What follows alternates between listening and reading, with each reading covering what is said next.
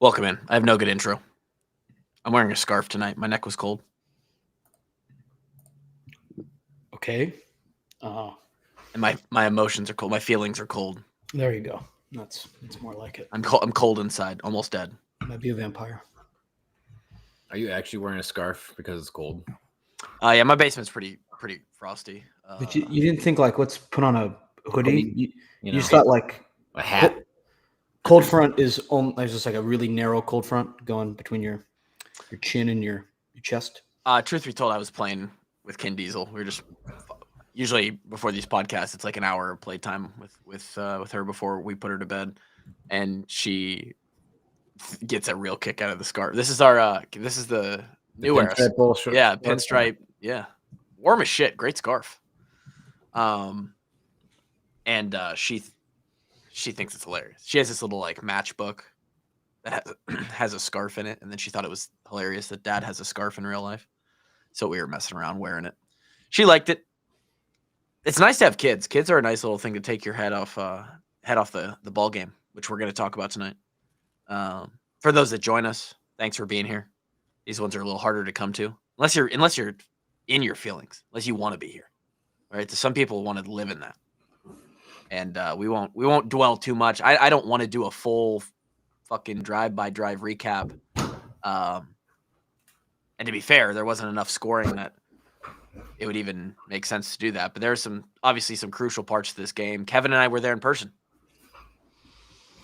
high above the stadium, living the good life. We odd one for me, and maybe you felt this too, Kev, because it was such a great day. Beautiful, beautiful, unbelievable day, unbelievable weather. I don't get to see you very often, let alone we get this very cool box experience. Thank you to Matt. Shout out Matt. Legend. Shout out Matt. I mean, I could not ask for a better day, and Matt allowed us to have a pretty cool experience. A couple high school buddies are there. It's like on the way there to the game, driving to Iowa City, I'm like, I don't even care about the game. I just want to see my friends. I don't get to see my friends, Like you have to do shit like this to see your friends anymore. And I was worried. I was like, Hawks could get run out of the building. I don't know. Like if this Indiana team is what they were last week, like that could be a tough day in Kinnick. And a minute into the game, thought, well, shit, maybe this will be a tough day. But then it became a unbelievable football game. Like what a competitive back and forth, enjoyable game to watch. And maybe some people didn't think so. I thought so. That was good, hard football. Back and forth, man. Didn't turn out in our favor. Hurt in the end. Felt like Penn State. 2017? Yeah, senior year. It sure did. I don't know if it going it's from not a huge crowd to silence like that. Yeah. Not nearly to the magnitude because we're not on the team anymore, and I feel like the magnitude of that game felt bigger to me, at least. It probably wasn't. I mean,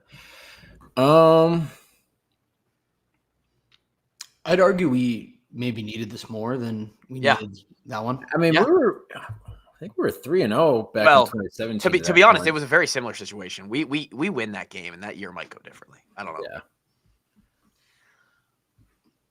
Thoughts, emotions from you, Kev, being there in the stadium, all experience. Could be good, could be bad, because there were definitely good parts that day. Doubt it. One of the more fun games I've had the privilege to attend, but damn, did it hurt at the end, Yeah, I mean, I agree with your take that it was a very enjoyable football game to watch. Very, very tough back and forth game, and it just didn't have enough at the end. That last 2 minutes just hurt as a fan because like we thought we had it in the bag. This is like how we won every single game circa 2021 through 2023 or 2024 even. It's like just keep it close, keep fighting. One big play at the end is like, this is how we do it. This is how we win. The Adam Sandler meme. This is how I win. Oh, yeah. That Um, also, I mean, to be fair, that ended similarly for Adam Sandler's character in that movie. yeah, that's fair. That's Spoiler fair. for a movie that came out 10 years ago, 8 years ago, but I don't think it's quite 10 years ago, but close. Oh, man. He got shot in the face, but spoiler. Yeah, we can get into the details of it a little bit later, but overall, it was a fun day. Proud of the way the guys played, but Yes. it hurt.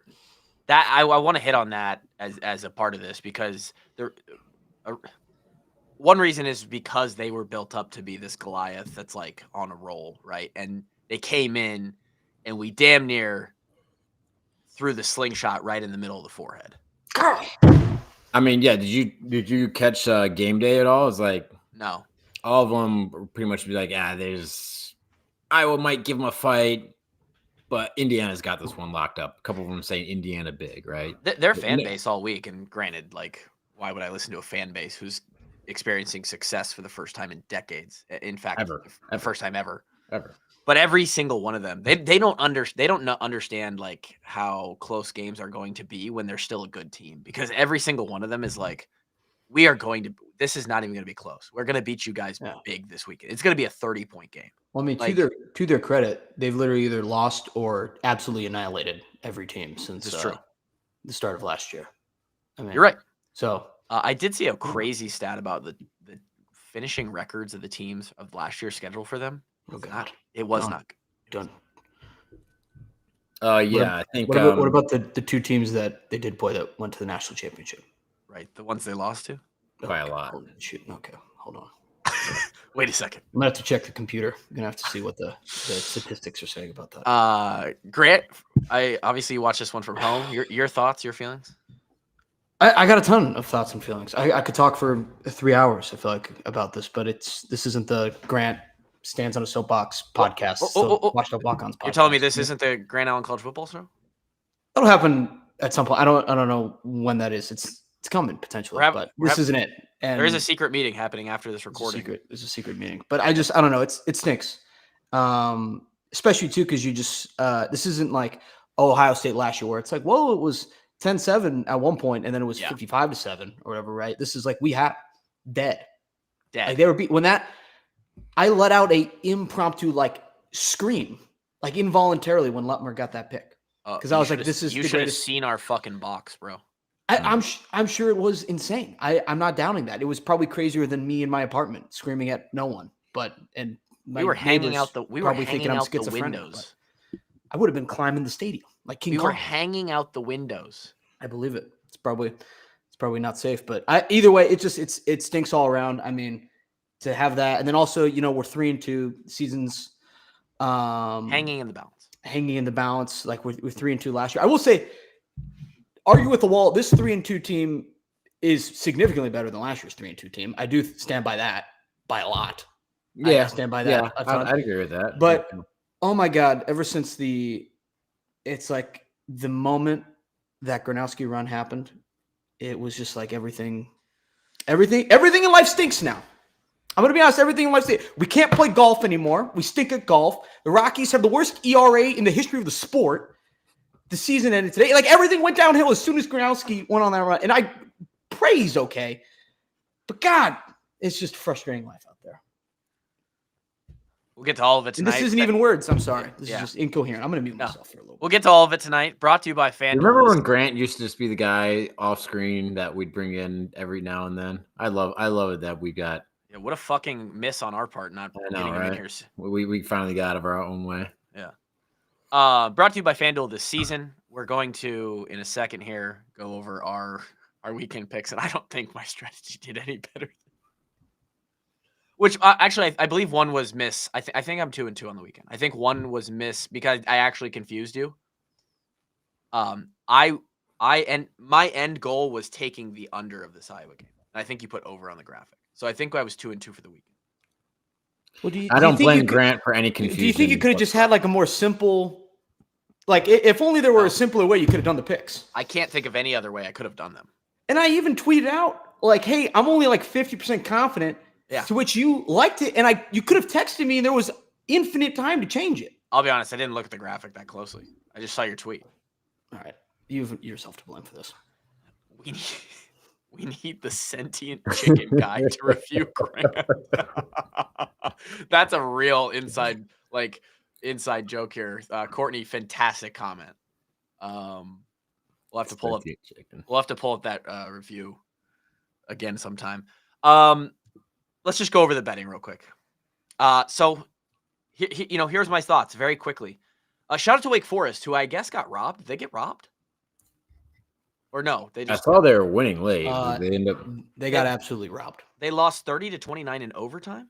There is absolute robbery. Like, it was a general consensus from everyone, like fans far and wide, that we just witnessed highway robbery for the Demon Deacons, and I apologize. I feel bad for them. I feel bad for Warren Ruggiero. But hey, they covered the 13.5, so that is a win for the day. And that again, that Iowa Indy over, I promise that if you go back and listen, that should be an under. So that's two wins. Arkansas, we get up into the box. Kevin gets there. We start checking the scores, and they're like, yeah, Notre Dame is actually bending them over. And I'm like, are you kidding me? USC, my whole thought process was, oh, Illinois just got smacked. They're gonna come. USC's coming cross country.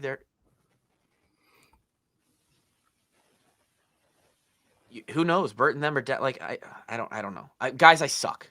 Even if you change it to 5 and 14, just stop following me. In fact, I might have to retire. So Chris Paul hits huge. You're gonna pull the what year was that? Drake retired like mid-season. I think. Do you want to do like next week? Just like spinning a wheel. I've already flipped it. So this will be from this week forward. I will be flipping a coin. I'm going to pick 5 games and flip a coin live on the podcast. So I do. If we're talking Arkansas, I just want to throw out. They do have have Ken Diesel pick the games. Okay, yes. How would we do it though? I just show them a picture of the 2 logos and have her choose one. Okay, 100%. that's the only way to do it. All right. Unless does she have a DraftKings account?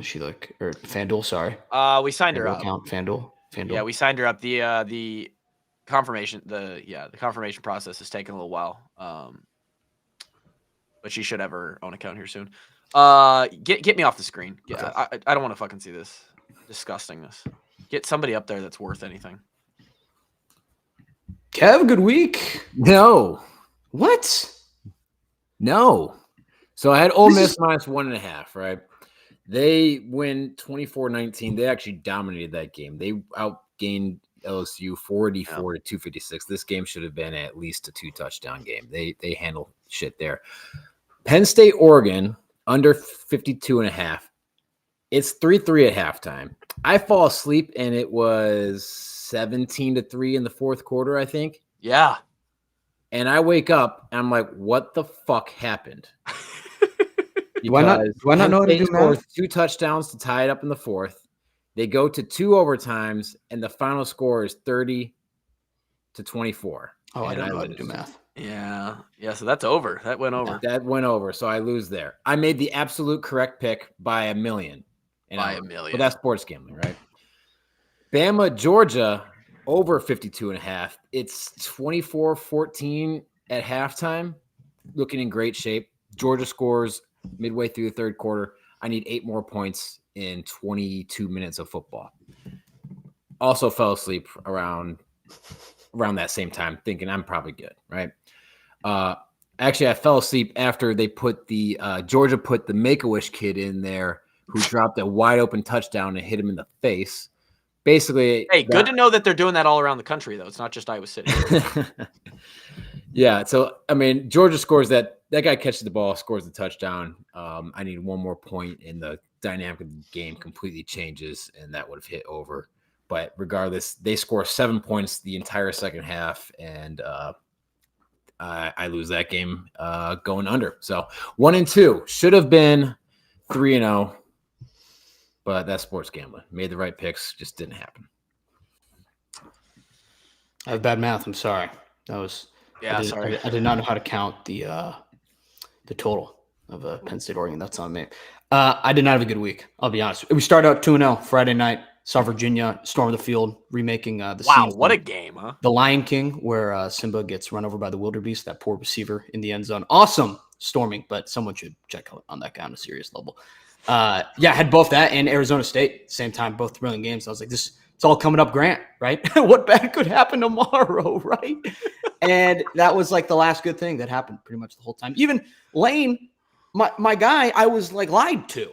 I was yelling at him on the TV. We had him on. I know he won and he defended his daughter's honor, but like you promised the over. And promises were made. The cover. He promised the over. You promised the over. Yeah. Do we stand for nothing in this country anymore, Lane? It's absolutely ridiculous. USA Ryder Cup. Oh, you deserve 2 losses for this one. Yeah, buddy. that's a tough one. We have to rehaul everything in this country now because of this. Like that was embarrassing. What happened out there? We got ran out of the building. I know we almost made it up today with guys like Russell Henley playing pretty decently, but outside of that, like it was utter domination in Bethpage Black. Absolute disaster. Bama, I don't know, like I guess got the win there. I don't know why Kirby is so afraid of Alabama. I don't know what happens there. Also, he's wildly bad against Alabama. He's got like it's not Saban. It's just anything. And also, I'm all about big guy touchdowns, big guys making plays, but seeing us miss a screen pass and then Keaton Proctor catches one and almost scores in the end zone, I just was losing my mind. I went like 4 and 7 and something like that. I'm done with this segment. The irony of that play, Caden Proctor catching a screen pass, that is wild. Shout out to FanDuel. A couple of the fans mentioning that they are appreciating all of our donations this year, and I can guarantee they are. Sorry for anybody. At this point, it's been like 2 or 3 weeks now that I've told you to not tail me. I am just a. This is comedy. This is a clown show at this point. I'm gonna cut you off there, Kluve, because I'm feeling more and more confident the further we get into the season. I am gonna sit here, the Week 5 college football playoff recap, and say that I will finish the year plus 500. Oh God, Kevin, what do you, But Kevin? I'm cool. You might. This is live. might. We can't. I'm just saying on this. Somebody clip it. I'm saying it. I'm saying you can follow Kevin. You can follow Grant. They're in okay shape. Everything that I say, don't touch it. Don't even touch the game. It's cursed. I'm sorry, Arkansas. I should actually fly down to what? Did they fire Sam Pittman yet? Is it Fayetteville? They did. It's Fayetteville, Arkansas. They fired Sam Pittman this morning, and that's on me. That's on you, Clue. I'm sorry, Sam. That's my fault. I mean, can I say something? I have an idea who should be the next head coach at Arkansas. The Brian Ferentz Fighting Razorbacks. They do have a history of hiring former Hawkeyes. We'll make a call. Bert Bielema spent some time down there. Just hear me out. Make the call. Make a call. Shout out to Big Grove. We're going to be doing we as in myself and Corey Brada, we're going to be doing a live show from the Des Moines Big Grove this week, Friday, 6 p.m. Bi-week show. What are we going to talk about? I don't know. Will there be fan participation? Maybe. We're still figuring out that stuff. I think the equipment will work. The last live show we did, the feedback. You're selling this really well right now. Under promise, over deliver. That's the plan. I'm certainly going to under promise. I don't know what it's going to be like. It's sort of like my betting picks, but Big Grove is going to provide us the space. They are an unbelievable partner, and we appreciate them this year. If you are feeling dead inside, like Jabroni here on X, who says, I feel dead inside after watching the Niners and the Hawks this weekend, grab yourself potentially an alcoholic beverage from the Big Grove Brewery to make you feel better. It could be an Easy Eddie. It could be a Citrus Surfer, one of the fine beers that they have at those establishments. 5 locations, so pretty much every Hawk fan is close to one, and you could get yours today along with some pretty good foods. And talking about good food, which way do we go? Which one? We have a couple. Breakfast? Feeling breakfast right now? People might be listening. Use a little breakfast. A couple people might be listening to this during the morning workout, you know? If you're in the Iowa City area, they're probably not open on Mondays. But Hamburg Inn this week would be a delicious choice if you're feeling pancakes, pie shakes, omelets, an elite experience. It really is one of those places where like you could go to an IHOP, right? Sit down. It's so mainstream. It's cookie cutter. Not at the Hamburg Inn number 2. Hamburg Inn is just essential Americana in Iowa City. Yeah, talking about getting America back. Golf. We really let us down. Going to establishments like Hamburg Inn, that's gonna bring it back. That's gonna bring back your American spirit. Potentially start your day off on the best foot possible. So Hamburg by a million. Oh my God! What breaking news? I just received a text, and I cannot. The text I just received, can't say anything right now. All I can say is wow. Hold on a second. Oh Jesus Christ! It's bad podcasting, but wow. That is the only explanation I can give. Wow. Dude, I hate that new trend on Twitter that the burners do. I have just received a text and it's not good. It's like Grant's I have a take about the 2025 Hawkeyes. I do have a take. Let's hear it. When in this podcast are we going to get that take? We'll share it out. We'll share it eventually. Okay, let's build up to it. Yeah. The reason that this one hurts really bad. There's several reasons. There's a lot of there's multifactorial here, a lot of variables. But I think this sums it up pretty good. And it is when you intercept a ball, and this is ESPN win probability chart. I get that their FPI and their metrics are fucked all over the place. So don't take this as Bible. But look at how we start the game off on that wrong footing. We throw a pick. Indiana's got an 85, 87% chance to win this ball game. And then over the course of the first quarter, the second quarter, the third quarter, the Hawks they're playing their game. It's coming down 80%, 75, 70. We're getting it close. We are fucking draining these guys. We're bleeding them out, Kev. Playing Iowa football, playing the exact kind of game that we said they had to play if we're going to win this football game. We're worried about the defense. Rutgers diced us up last week. We had some stuff happen in these first 3-4 games that we just aren't sure about. What is this Iowa defense? Who are they? They fucking show up with weapons. Wampa destroying people. Cohen off the edge, shutting down fourth downs. They're 0 for 3 on fourth downs. We're doing everything. When we catch that ball and run first down for 5 yards, our win percentage is sitting at 82.2%. And that's why it hurts, is because we literally did the thing. We did it all except for the last 2 minutes. Yeah, you did the lion's share of the work that needed to be done to win the football game and just couldn't finish it out. And that's what hurts. It cauterizes you a little bit when you play in Ohio State. It's a 7-point ball game at half, and then they come out in the third and they just outlast you. They're better. The talent wins. Tough one, 35-7. See ya. Hawkeyes go home. But when you do it all the way to the end of the fourth quarter, and you finally break through on something that the Hawks have struggled with, our turnover margin is bad this year. Yeah, and that's. We can't really win playing our brand of football, losing the turnover margin and missing field goals. It is a shocker that we're even in the game down in the turnover margin in a game like that with a team that's going to run and gun. There's a lot of Indiana fans who were pissed about Indiana playing what they called a conservative game plan, playing into Iowa's hands. And we made them do it. We suckered them in.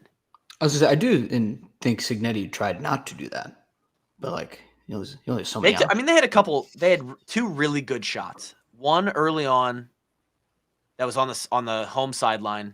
He dropped it in a bucket. Yeah. And then the one where we sent pressure late and he threw it through his hands as he got blown up and hit that guy in stride late in the game. Yeah, he's Mendoza. Now that the game's over and had a little bit of time to digest it, And I could feel it when the game was happening too. Like he'd make some plays. I was like, holy cow, this guy is just Now he like, gave this us guy's a couple. unbelievably There was a good. couple times where he overthrew it or threw it behind him too. Like he helped us out a couple times. So I mean, yeah, he's a good quarterback, and when he has a clean pocket and he's in rhythm, he's pretty surgical with it. You can tell that he can be uncomfy, and that's what we kind of started to do, just like we did last week, as we started dialing up some pressures, make him uncomfortable, and they started missing some throws, and that overthrow for that interception is So that's the formula to beat that guy, is make him uncomfortable. It hurts so bad because literally the pressure that Phil dialed up, and I don't know if you follow on Twitter, Kev, Hawkeye Game Film. He's a really I see his stuff. Yeah, he's a really good follow. I believe it was him that tweeted out today something like about the pressure rate, about he's never seen a Phil Parker defense bring pressure at the rate that we did. And he said during the game it felt like it was about 50%, and the number actually just on dropbacks, we pressured or brought more than 4 on almost 70% of their dropbacks. Yeah, that's unheard of. And I guess, and we had to going back from like last year through, I don't know, since I got there in 2013. We never pressure that much. No, it was I would say like our average during our career was 25, 20% pressures. And the reason for that is because, and we talked about it last week. There's a bunch of reasons for it. Is we, during our time and a little bit afterwards, like we had some pretty dominant pass rushers during that time that we didn't need to bring pressure to get pressure. Also had a couple lockdown. Talk about like Drew Ott, AJ Epinesa, Anthony Nelson, like dudes could like get around the edge and wreak havoc. Jaleel Johnson up the middle, like we could get pressure with 4 pretty easily during those. I wouldn't say easily, but like at a pretty good clip. More than they have been now. Yeah. And yeah, it's I think there's some teams that kind of like have gotten good enough to be able to pick apart our zone. That if we just stayed in it all day long, that like kind of learned the formula to, I was not going to let us beat them deep big. It was like, okay, we'll take the 5 yards, 8 yards at a time. And I think Phil recognized that Mendoza and Signetti were a kind of a duo that were going to be able to do that if he allowed them to. So he's just like, not gonna let them do it to us. And they run the ball well, man. Their offensive line. Their offensive line was killing us at times. And not just that, but their running back was like, I mean, he's like we made him look better. We made him look so good. Like we missed too many tackles. We'd hit him 3 yards deep. I mean, how many times did we make first contact deep? And then he just keeps his legs going. We assume he's going to go down, and he goes and gets 6, 8, 10 yards. I mean, that was fucking infuriating. Yeah, there's some stuff to be cleaned up there. But not for lack of effort. These guys are. You put it at the top of the show. Part of the reason this was such a sick game to watch is these boys came to play. The Hawks came to play. This was a valiant, commendable effort by the Iowa Hawkeyes. Sure, would we like to win the game, score more points? Yeah. We're playing probably a legitimate top 10, top 12 team in the country. We're going to find out how good they are after next week when they have a bye and then they go to Oregon the following week. I have a feeling they're not in the top tier of teams in the league or across the country. I think there's a few teams that are a step above them. But who knows? They could go out to Oregon and walk out of there. I mean, I don't know. We did everything we needed to. I mean, if you told me this Mendoza kid was going to come in and be 13 of 23 with 2 touchdowns and a pick, I'll take it. Probably would have said we would have won the game, yeah.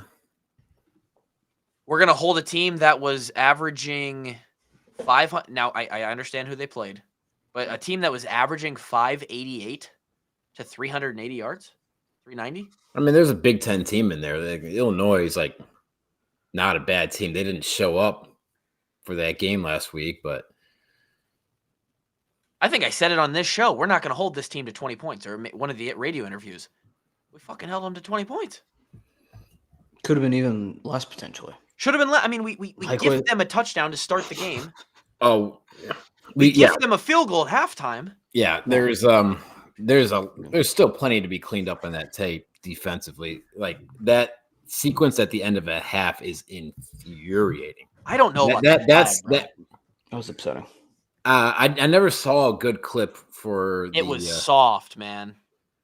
I mean, still, it was poor technique on the back end, poor tackling.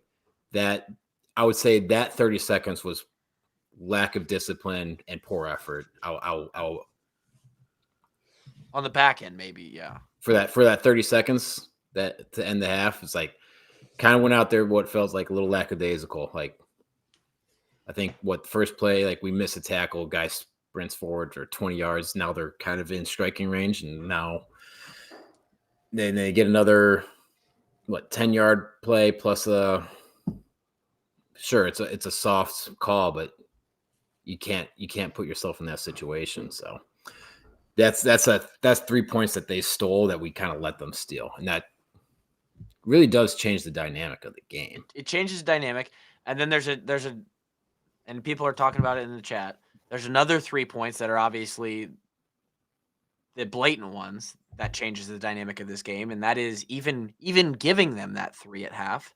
It's 13-13. We intercept the football. I promise you guys at home, I wish that this wasn't the fucking case, because I don't like when everyone tweets at me and DMs me, and it seems like it's happened every weekend this season. And I love that people think I'm the expert on this. I don't want to be. I don't want to have to be the one that we're coming to like, hey, could you please tell us why we're having problems? I don't want any problems. I want us to make our field goals. So, to my eye, it looked like the laces came back at 6, and the holder was spinning the ball as it was kicked. Like, he didn't kick laces, but... Good eye. Gave him a 12 or a 6. Let's just run them through it. The laces come back. It's a full 360 of where those laces could be.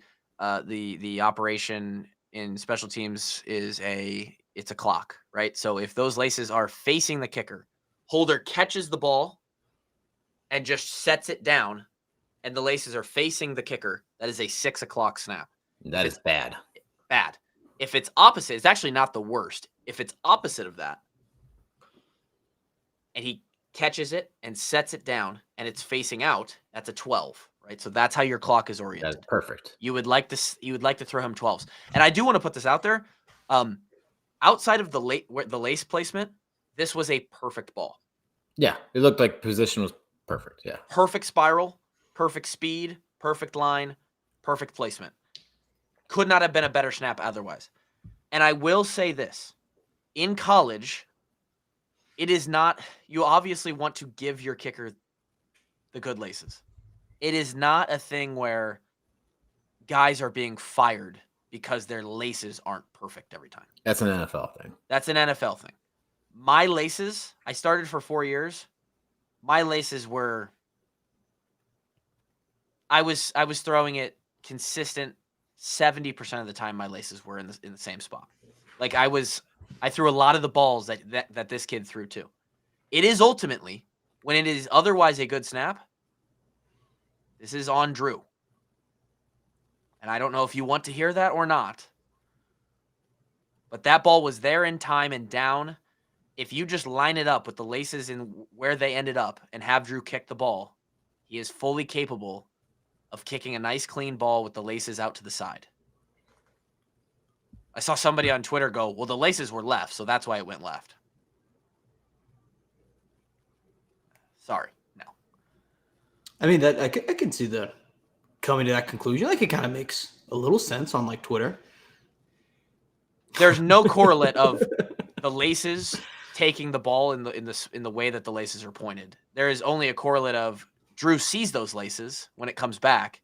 He's now like, oh fuck, Dakin's gonna have to spin this thing, and now he's in his head timing, foot placement, plant foot, and he misses it. Now, ultimately, and Drew would tell you this, he's got to make that kick. Yeah. And we didn't make the kick. And honestly, from up in the where we were sitting, it looked a lot closer. I watched the TV copy. It wasn't even close at all. Wasn't a go. Yeah. So that's our third missed field goal of the year. And that's not good. This was an operation where we thought we had a chance if things played out right that we could be like a Groza operation, and which it's clearly not. And I don't have any other answers past that, man. I mean, I don't think there's much more you can get into. No. There's only so much you can dissect from a missed field goal. I mean, we can talk about the play before it if you want to. That's what I'd rather like, because as much there as was a lot of debate. There was a lot of debate amongst our party of what to do in that situation. So 3rd and 5, 2:07 or something on the clock, right? 2:05. Backup quarterback is in. 2:07. I'm just going to say this for the people with an IQ of about 12. The reason you don't just run the ball is because college football now has a 2-minute warning. You're only burning 4 seconds. And you're basically, unless you have a creative run or something where you think you have an edge, you're giving up that first down. You're like, yeah, you're conceding. You're conceding that you're going to get the first down. And you're just going to take it to the 2-minute warning and kick the football, right? What does that give you versus an incomplete pass? Really nothing, right? Other than safety. Safety, right? Exactly. But the low risk play, right? Which is why I think this was a perfect play call. It was a low risk play, perfect, with a great opportunity to succeed to get the first down, and also keep it out of harm's way. Yeah, and keep the ball out of harm's way. So nothing, very low risk of anything bad happening.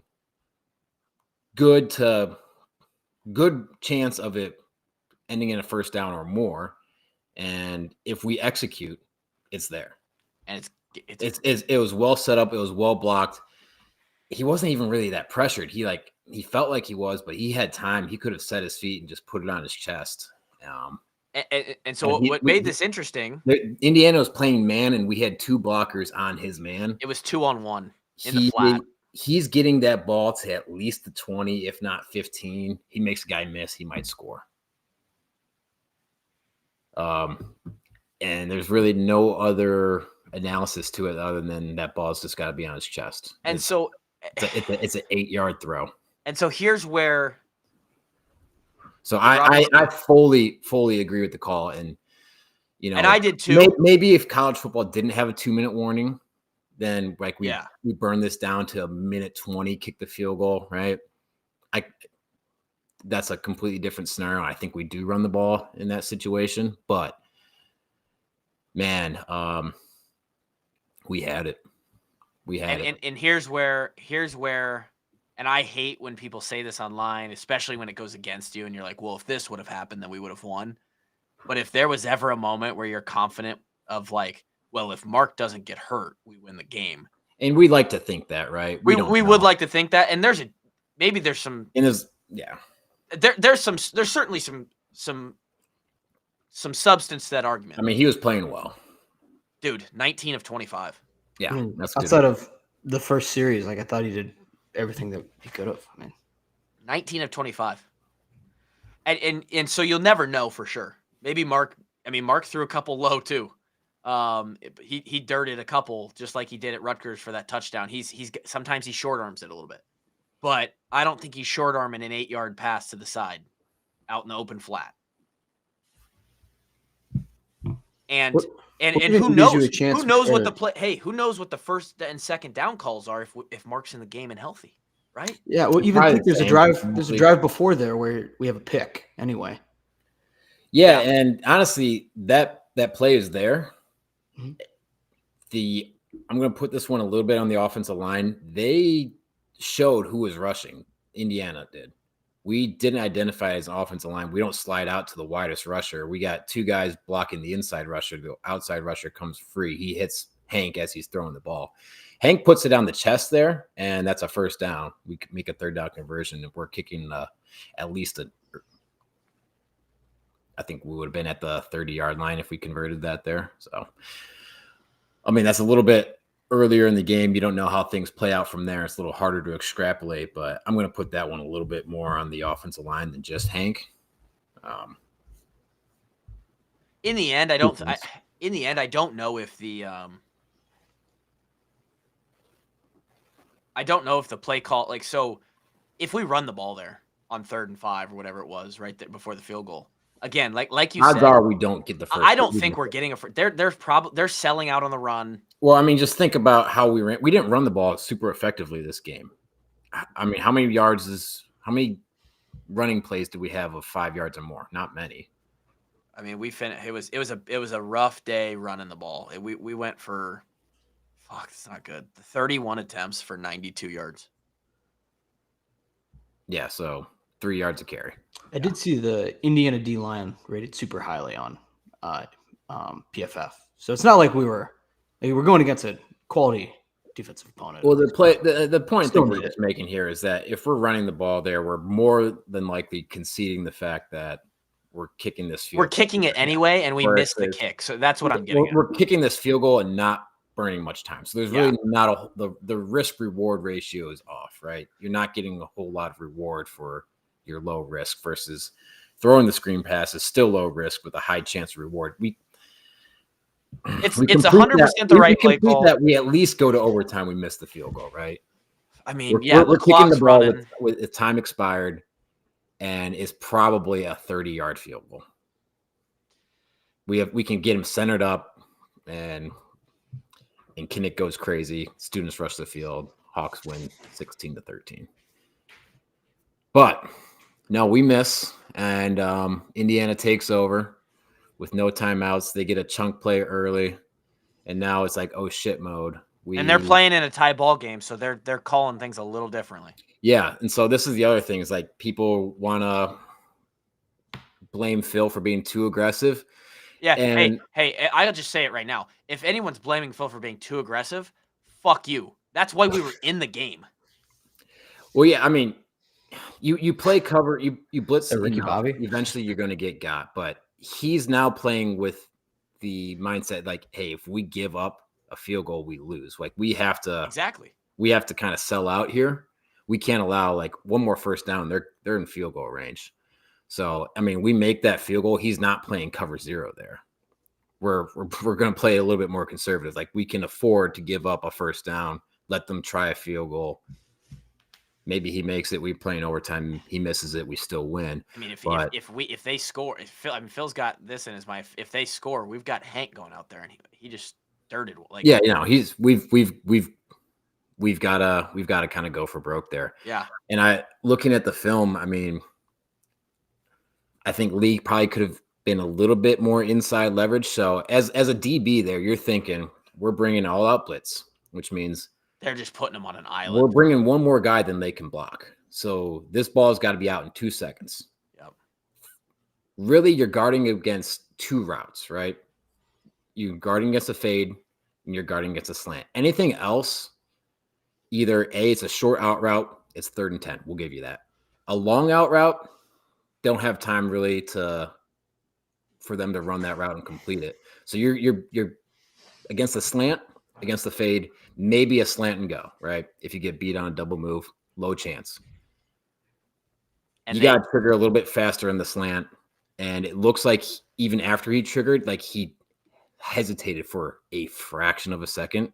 That's all it takes. And that's why he wasn't able to put a body on him. And he has to dive for legs, misses. It's off to the races. And their line slid protection and did just enough too. I mean, the ball came out in a second. I mean, there's nothing anybody rushing could have done about it. But I think he could have had slightly more Nicholas, it doesn't fucking matter. He's got a trigger on the first movement just like that. It doesn't matter, bud. You're leaving the worst. He's still a Division I corner And if we let them, if we just said, if we let them sit back, they have time. This guy's going to pick us apart 5-8 yards at a time. They have 2 timeouts or maybe No, one they timeout. no timeouts at that time. They had burned all their No timeouts. Well, at where they were, But they needed, regardless, yeah, where they are in the field, time They was needed really 20 no longer yards. an issue. Yeah, yeah. that not even 20. Like they got the first down and they were in field goal range. They had a guy with a leg to kick it. So yeah, he calls a different play there if we're up 3. And that's what hurts from the special teams side of things is like, dude, if we just do our job, they are now playing conservatively. They're going to try and do a bunch of out routes, get to field goal position, take this thing to overtime. But we gave them just enough to say we can kind of go for it here. We can kind of rip it. And I mean, and like we said, we were bringing pressure a lot. Eventually, you're gonna get got when that happens, right? That's just the game you're playing. You're playing a high stakes game of roulette. Eventually, you'll get got. So I'm perfectly cool with the call to bring it. Again, the key to beating Mendoza was to make him uncomfortable, and we saw him miss throws when he was uncomfortable, even though open guys. So yeah, you live by that sword and you die by that sword. yeah. All in all, I mean, like we've been critical. Like nobody feels worse than Drew for missing a kick. No one feels worse than Hank for missing the throw. No one feels worse than Lee for missing the tackle. Right? These guys are definitely hurting the next day, but He says if you don't blame credit to the team, man, they played hard. Alex says if you don't blame Phil for the 0 safety blitz, then I assume you're blaming the players for choosing not to have even just one safety to defend the middle of the field. I'm blaming the players for the players don't call the plays, but I'm confused by the question. I am too. I don't know. I mean, if you're gonna break it down, you're blaming the players for not executing. You can play cover 1, which means you're blitzing, but you're only like they can pick up the blitz, right? They could theoretically block everybody that's blitzing, and that's honestly what I love about the blame game is like everybody wants to find the blame. Oh, do we blame Phil? Do we blame? No. When you're playing another opponent who has a say in how things work, blame isn't a thing. You could do everything right and still just get beat. You can make the right call and the other player could still make a play. So, like, for those of you who are like, who do we blame? Who can we blame? That's not how this works. You're playing a top 10 team now. They're 8th in the country. They have a quarterback and a wide receiver who are first round projections. They're going to get theirs. And it just happened at a really bad time. I mean, we stifled them all game. We held them to 13 points in 58 minutes, and one of them we basically held them to 6 points in 58 minutes. Yeah. They scored a touchdown every single quarter this season, and we had 2 quarters where they had 0. And then one of them was again like the first drive they had to make plays. Like Mendoza made a good throw, but we kind of handed it to him a little bit. Who do we blame for having us in the game against 11 seeded team? Who can I blame? Who on that defense who played their ass off for 58 minutes can I put this one on? Good idea for. I mean, should they hire just a blame guy on the staff? Oh, how much do you think that guy gets paid? I'll do it. Does he get fired like every other game though, or like what's the deal? He just shows back up wearing a different hat. Well, no, I think it's a rotating position. Like this is our fall guy, and you're around until we need a fall guy. Yeah, he's just around and like he shows up to the press conference and everyone can like throw tomatoes at him and boo him. And just I'll take that job. Shout out to the Swarm for everybody. This will be. I'll come after the people. Anybody who's blaming people, well, just donate to the Swarm. We'll get better players. Get better coaches. Swarm making moves right now. We are making moves. Well. Not just football, basketball. There's rumblings of 2 very big time recruits on the women's basketball side. We had one of them in Kinnick the other day. This is a football primarily show, but the Swarm's going to benefit multiple programs around Iowa City. And it's honestly run by some of the best people. There's a lot of collectives out there that are doing some shady shit. And Brad from day one has done everything right.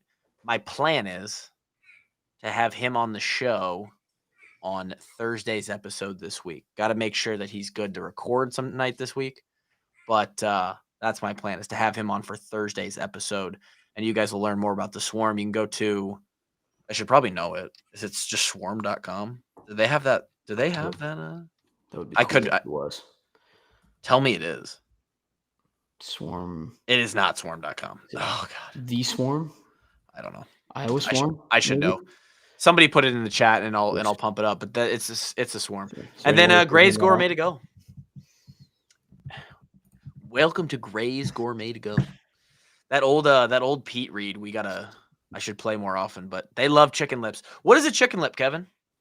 Chicken lip is heaven. But what is it though? Somebody was confused. They're like, I don't know if I want to go to Gray's. I don't know what a chicken lip is. Somebody tell me. Well, they cut up the beak off the chicken. No, it is a delicious chicken breast that they batter, and they cut it into tenders, so they batter it up. I don't know what they do to their batter, but their chicken, it's unbelievable. It's unreal. And then this nice, sweet, tangy buffalo sauce with homemade ranch too. Oh, we actually got Gray's. They're on Uber Eats. Hey. Gray's is on Uber Eats, so very dangerous that we found that out. That's going to be frequent. That is, dude. You're gonna be having lips delivered to your door. Mm-hmm. Dude, rip to your credit card, bro. Yeah, dude, we got some lips. I always love their green beans, and we got a creme brulee too, right? Oh my God. So if you want to be like Kev, hit up that Uber Eats. Just be lazy and get some delicious chicken right to your door. Extra ranch. Shout out to Grays, Pete, Kim. Legends. Eagle Point Solar at this point, we're 3 days out from the deadline. So unless you call tomorrow, Monday morning, and you have your whole thing done in 3 days, that tax credit is probably not going to be viable, but you're still able to get elite solar. And I actually do have a little commercial I could just play for them. So just take a look. They do all kinds of projects. Rising utility rates combined with a residential solar tax credit ending this year make this the perfect time to go solar with Eagle Point Solar. Start their process now to secure your savings and lock in affordable energy stability. Your wallet will thank you when it's time to pay the electric bill each month. Visit eaglepointsolar.com to request a solar analysis estimate today and join the energy revolution. Consult your tax advisor. Not all clients are eligible for the federal investment tax credit. That felt official. It was. Any other points here? Here's what I've been thinking too. So I said earlier, I feel like this 3-2 team is better than last year's 3-2 team. Is that your take on the 25 Hawkeyes? No, I'll be revealing my take on the 25 Hawkeyes at some point, but we'll not right now. 2026. This is technically a take on the 2025 Hawkeyes, it's but not it's not the take. The take, is it? Did I say a take or the take? What I'm trying to say is that despite being 3-2, I do think that the team has gotten better each game. That's why it hurts. That's another reason. I do think we've played better each game.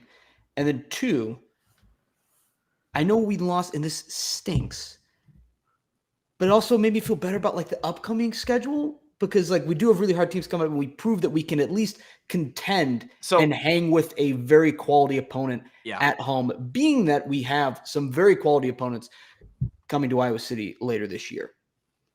But also that stunk.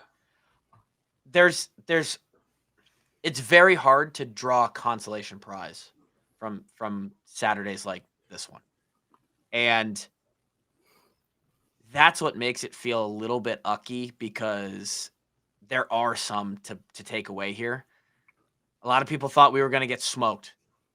And I'm not buying into we can't compete with ranked teams anymore. I understand the record across we just did.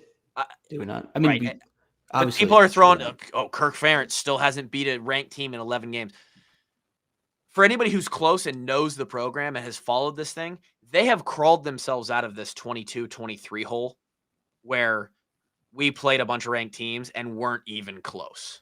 We're out of that. The last 3 ranked games we played have been against Missouri, 3-point loss, against Iowa State, 3-point loss at their place, against top 11 Indiana, heartbreaker in the last 2 minutes. Damn. We are competing. We are right there. And I understand that doesn't make it any better. We haven't won any of those games. We're not just like non-competitive. We're out of that, right? The last 3 ranked games are your resume there. I understand you want to win those. I get it. But like Grant said, we have gotten better every single game. Gronowski was 19 of 25. Grant, you and I went off on after the Iowa State week on some media for some takes on some certain players. And I saw those takes completely reversed on Mark yesterday, by the way. I might have tag on Tuesday morning. Well, how about the takes like it's always we're not aggressive enough. Then when we throw a screen pass, like it's a terrible call. You're being too aggressive. Play conservative, dude. there. The amount of I being can't too believe aggressive. Oh my goodness. Okay, can't win. If we're just doing a takes thing right now, I don't like that. It's like, we're gonna get killed by Indiana, and then when we lose, we still lose, but it's a close effort. It's like we should have won. We put ourselves in a chance to win, and then it's like I don't know if it's like when it goes back to like, and this is all Kirk's fault or whatever. This is the game Kirk called or whatever. It's like I just don't know if that's a fireable offense to be the game down like a touchdown that you predicted they were going to lose by 70, and now they put himself in a chance to win, and you're upset about it still. Like you can't have both ways. That it's like insane. It's a quality opponent that we play well against, but then when we lose to them, it's like it's an inexcusable thing. Like I don't understand. I do like. I think positive outlook though going forward, and I don't want to sound full like Ryan Russillo, where it's like I actually came away more impressed by Iowa after they lost. But like, how do you watch this through 5 games and then watch last year through 5 games and not act like it's better? And if you're one of those people who have said in the past 3 years, I'd rather them go 7-5, but just make it entertaining. You're welcome. You're getting entertaining, bro. Yeah. So y'all those people can't be mad either. I know not very many of those people listen to this show because we shit on them anyway. I'll say like the reason this one hurts for me is like we had it, we were right there, we were set up to do it. That always hurts when you let one slip through your fingers. Like losing to Iowa State hurts just because fuck them, but like we never had that one in the bag really. No, we had opportunities to win it, sure. But like we had this one to win, and also like the second loss of a season also hurts a lot because the implication is like Iowa has a tough enough schedule that if they run the table, they can probably still make the playoff. But that's the only scenario. Right? So like back yourself in a real big corner if you want to have a really fun year. Yeah. I do, and it's going to be, I love K Ford, our guy on Twitter, but he's going to put up the semi-insult graphic of like what if rankings of every one sport and we're game gonna was be flipped. #1. And we're going to probably be like 1 or 2 on it, and it's just going to be stabbed to the chest. Yeah. Love K Ford, but I love him too. Please message me before you post that so I can block you for 24 hours. To combine those points, I'm with you, Grant. It makes you feel better about Oregon and Penn State coming to town. I think it makes me feel. Well, they're put on notice. Like I don't think anyone ever really sleepwalks into Kinnick. I mean, anymore, I should say. But and I saw that one too. For people saying Kinnick lost their edge, no, that place was loud. That might be the second loudest I've ever heard it when we got that pick, other than the touchdown to Nico in 21. I'm gonna say even honorable mention, like the 3 or 4 false starts in a row that game, that 21 Penn State game, might be even louder. Yeah, you know what? And this is, I don't want to rehash the whole 2021 Penn State game. I've always said this, and maybe I misremember the game. I think the loudest moment of that game was the first interception that got thrown, like right in the first quarter. Like what's his name playing quarterback? I can't remember his name. He throws a pick that's on like the 8-yard line, And at least in my section, that felt like the loudest moment of the entire. Was that to Justin Jacobs? Justin Jacobs caught it like on his knees. We still had him at that Yes. time. And I was like, Maybe it like was the game that had loud. just started, and there was so much build up, and it was like, oh my god, what's gonna happen? But not to rehash a game from 3 years ago. And I stand by, but I want to admit before we end this, I want to say my take on still feel really good about everything heading forward in the season, despite 3-2 kind of Ryan Russillo style. So This is assuming Gronowski is playing, and That's I love Yeah. Hank Brown in our QB room, but we just he's clearly the best option to win. Yeah. And Oh, no doubt. we're clearly That worse is without that him. is unfortunate, and it's good to have a bye week if it's able to be recovered from whatever he's got. But that is a massive question. Where if he Did is Bo not, Stevens ever come back in the game? He went out with a knee. Jennings right? Dunker came out, was getting his hamstring stretched. Like I don't know He's who fine.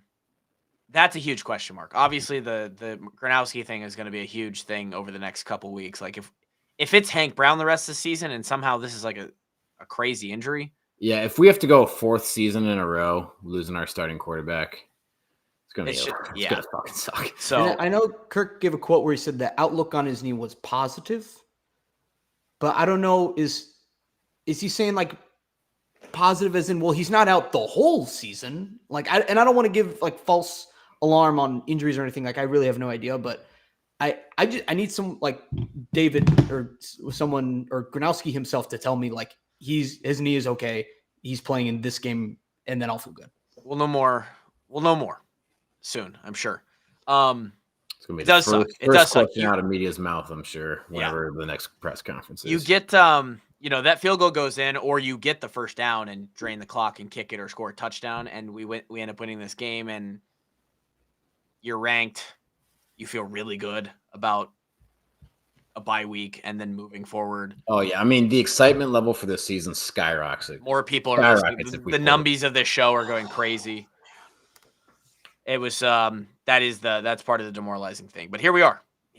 So we're gonna try and bring you guys an entertaining bye week. Again, like I said, gonna try and get Brad Heinrichs on here from the Swarm. Gonna try and get Nate Kading on from the Hamburg side of things. He's gonna give us a little Iowa City how-to because there's a lot of home games coming up.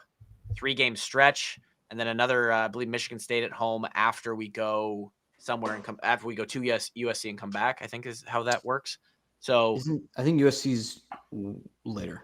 maybe, I don't know. There's a lot of home games coming up, including this one this past week, and Nate's going to give us a little how-to Iowa City edition. Thank you for joining us. Thank you for listening. Hopefully it was therapeutic. I don't know. I'm still pissed. Same. Oh, and Grant, this will make you really happy. This is what I want to end with. As you know, not a sports fan, right? Openly. Right? We've talked about this. How could I have a sports podcast, not be a sports fan? I figured out that the sports fan inside of me actually, it comes out. If I am in person with friends who are also, because like Kevin can attest, I was up, down, face against the glass, high-fiving, fucking going nuts like a fanatic for this game. And when I'm at home, I don't do any of that. Even if this game would have happened and I was watching at home, I wouldn't have done any of that. So there's like stipulations that need to be there for me to come out. But my sports fandom, I gained a point, I think, this weekend. Good. I knew you had it in you. I think so. We got it, Kevin. You can't have early onset Kluver going to bed while Alabama and Georgia and I was also Penn asleep. State is going on. Well, you lost cause potentially. Kevin, lover of ball and all great things. I mean, It was a long day, man. My day understand. started well before the sun came up, so I tried, but my I'll say this: the TV was on. I just fell asleep. Okay, I didn't. You're trying your best. It was okay. Thank you everybody for being here. We'll have regular scheduling programming. Again, we're gonna try and we'll have Eichel on again. Hopefully, we get some coordinators during the bye week, and then Brad, Nate, and we'll be back into previewing. Where are we going? Wisconsin. Next game is in Madison, Wisconsin. It'll be an interesting one. We'll see you then.